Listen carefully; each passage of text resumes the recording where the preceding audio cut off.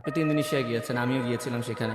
আমি ইন্দোনেশিয়াতে গিয়ে দেখলাম যে আমাদের দেশে যেরকম ক্রিকেট ফুটবল খেলার জন্য লাইন ধরে টিকিট বিক্রি হয়, ফ্রি ফায়ার দেখার জন্য তাদের ন্যাশনাল স্টেডিয়ামে খেলা হচ্ছে, লাইন ধরে মানুষ দাঁড়িয়ে আছে টিকিট কাটার জন্য, মানে একটা অন্যরকম পরিস্থিতি।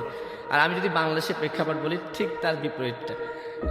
তফাৎটা কেন এই জায়গাতে? আমি যখন ইন্দোনেশিয়াতে গেছিলাম, ইন্দোনেশিয়ার যে প্রাইম মিনিস্টার উনি পর্যন্ত আমাকে গ্রহণ করছিল, যে গলায় যে একটা কি দেয় না, মানে হ্যাঁ, ওই যে যখন কেউ দেশে যায়। হ্যাঁ হ্যাঁ হ্যাঁ। হ্যাঁ, তো ওনারা আমাদেরকে মানে একজন মানে দেশের গর্ব হিসাবে দেখে ওনাদের প্লেয়ার্সদেরকে, যে এরা হচ্ছে আমাদের দেশের গর্ব। যেভাবে ক্রিকেট কিংবা ফুটবল প্লেয়ার্সদেরকে বাংলাদেশে দেখা হয় যে এরা হচ্ছে আমাদের দেশের গর্ব, সো ওই ওদের দেশে স্পোর্টস প্লেয়ার্সদেরকে এইভাবে দেশের গর্ব হিসাবে দেখা হয়। ওরা যখন এয়ারপোর্টে যায় ওদেরকে ওইভাবে স্বাগতম করা হয়।